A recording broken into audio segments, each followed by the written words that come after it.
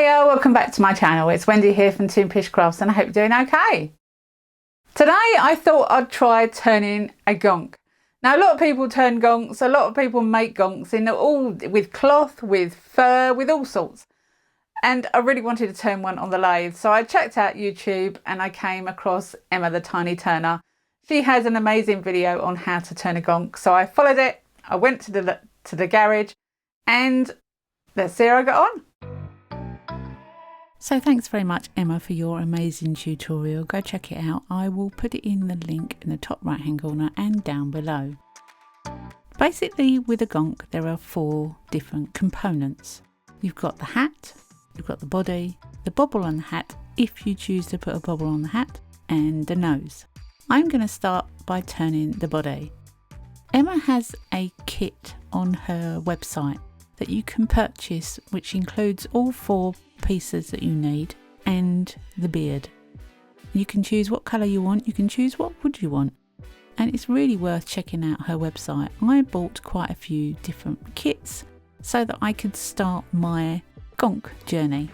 I'm learning all the time. Remember, I'm not an experienced turner. Just remember that.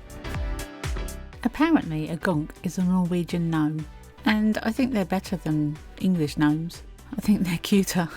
What do you think? So first of all I've made the wood round and I'm now putting in a tenon so that I could turn the start of the body round and secure it properly in the chuck. Once it's turned round, I know it's safe enough for me to make the shape and it won't pop out of the lathe. Most of this video I've sped up for your ease of viewing. It's mostly ×8, sometimes ×4 and sometimes ×2. But most of it is sped up so that you can watch it easily. It was, to start with, I think a couple of hours long and I've got it down to 15 minutes. So yeah, but I haven't missed anything. You will see all the parts. The only thing I did mainly cut out was the sanding. And you don't really want to sit through hours of sanding, do you? So I cut most of that out. You can only see it really on the first piece and then it's all sped up anyway. I hope you enjoyed the journey that I had. This is the very first gonk I've ever made. I was a bit apprehensive. I've actually had the kit sitting in my garage for about 4 months. Keep thinking about doing it and I decided no, enough is enough, just get on with it girl. So I've made the shape that I want on this piece of wood for the body. It's tapered both ends. It has a flat bottom and it's going to be cut off at the top nearest the chuck. Somebody at work told me I had to name the very first gonk that I made and I haven't come up with a decent name yet. So what would you call him? Her? I have no idea. I'm now sanding. I start 120 grit and I only sand light. Turning wood is so much easier than turning resin. That's one thing I've found out. I don't turn a lot of wood and it is so much easier. It's amazing how different it is. But sanding you only need a light touch, so I start 120, I go up to 400 and the last grit I'm sanding is 400 and then I go on to Yorkshire grit. But first I'm going to clean it with denated alcohol, or as we call it, methylated spirits. Just cleaning off all the dust just to make sure it's nice and clean for the next stage. I then spray it with sanding sealer. What that does is it soaks into all the soft grain and brings the soft grain out so that once you've knocked the nibs off, i.e. the bits that have swelled up with your little sponge, there is a name for that, I don't know what it is, then the next stage you do, it will come out even smoother. So I'm using Yorkshire grit standard. You put it on and you basically work it through, work it on for about 2 or 3 minutes until there's nothing left on it. Once you've done the Yorkshire grit, then you need to shine it up, and I'm using Wood Wax 22. It will give it a lovely, lovely shine. Of course, if you was making this yourself, you could use whatever polishing equipment you have and whatever finishes you have. It's entirely a personal choice. Now the next stage is something I'm really not confident in, and that is using a parting tool to take it off the lathe. I've not only not taken that many things off the lathe like this, but also I have to leave a peg to be able to locate it into the hat. And the big question is, will I catch it? One down, one caught. Will I catch all four? Miracles do happen apparently. Anyway, on to the next piece, which is the hat. And to start with, I need to make the piece round. So that's what I'm doing. By the way, I'm using my Easy Wood tools with the car-bar tip on my record power coronet herald lathe, in case you're wondering. I know some people like to know what I'm using.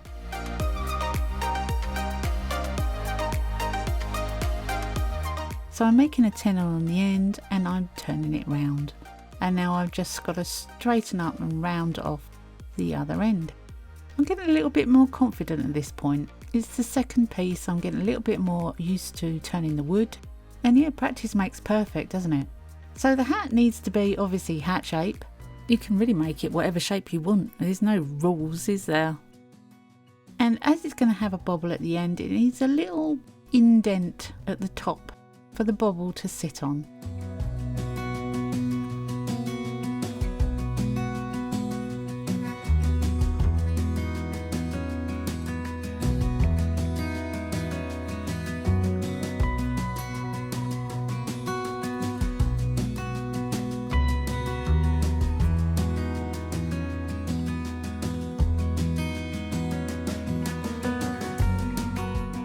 So once I'm happy with the shape that I've got, I turn it round so I can get to the end and I do a little recess for the bobble.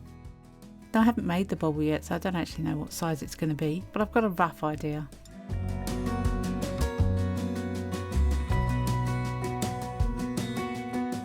And then I drill a hole in the top for the spriget of the bobble.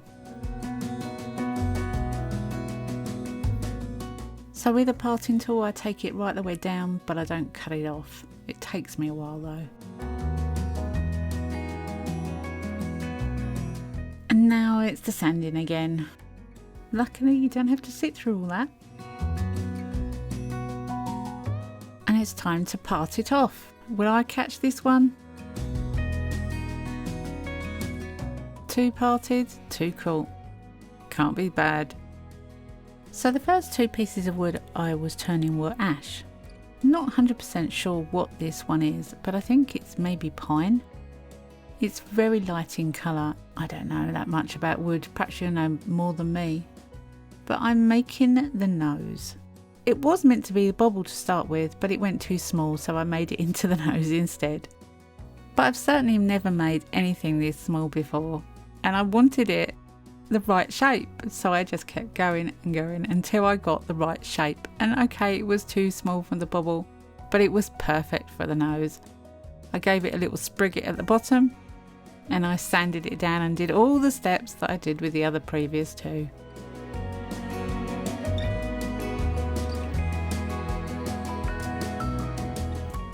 Once that was all done, I had to make a little spriget and part it off. Would I catch it? Well, you can't win them all, can you? But it wasn't damaged, so it's all good. So the last piece is the bobble, and I've got to make another sphere, which is a little larger than the previous one. And now I understand how more or less to do it. It's a little easier. First one's always the hardest, isn't it? If you have any questions or comments about this video or anything else, please use the section below and I'll get back to you. And a thumbs up is always really appreciated. So the last one that needs to be parted off, my last chance to catch. And that one does fly across the room, but I found it and it's all good. It's not damaged at all. Now all four pieces are turned, it's time to put it together. And the fur came in the kit, but Emma does sell it separately. When you cut the fur, you cut it from the back. Now it is better to cut it upside down as well, as I found out with this piece. And it's always a good idea to have scissors that are sharp. Mine are not that good, unfortunately. I'm going to have to get some decent scissors for these, I think. If you cut it into a V, it'll sit better on your piece, as your piece is quite rounded. And you have to cut a little V out of the nose area. so that the nose can sit in the spigot hole. Once it's cut, I decided not to stick it straight away. I decided to put the other bits together first. So I'm going to stick the bobble on the hat first. I'm using medium CA glue, and as I've already tried it to make sure it fits and the hole is right for the spigot, 2 pieces together already. Now I'm going to glue the hat to the body, and unbeknownst to me it looks like this was all one piece of wood because the grain follows. I didn't realise that when I was actually turning it because they came in 2 different pieces. Anyway, medium CA glue, make sure I get the grain lined up how I want it and stick it together. I want to make a hole for where the nose wants to be, and I'm making a really small pilot hole before I drill it, just to make sure it's in the right place and to help my drill locate in the right place as well.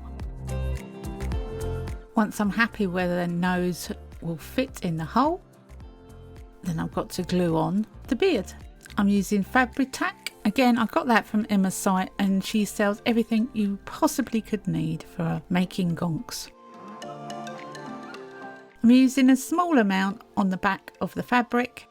Then I place it where I want it on the wood, push it up in the right places, making sure I've got the V shape cut out for the nose, and to put the nose in afterwards.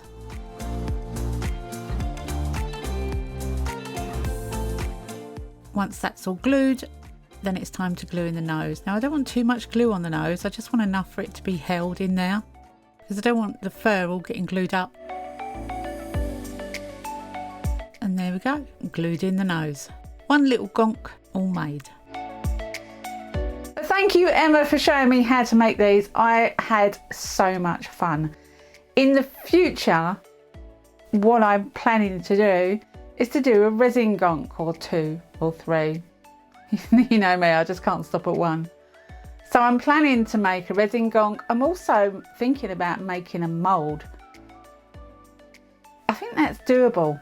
So yeah, hopefully that'll come up in the future. You never know, might take me a while. Anyway, I hope you've enjoyed this one. Thanks very much for watching. Have a great week, happy crafting, and bye for now.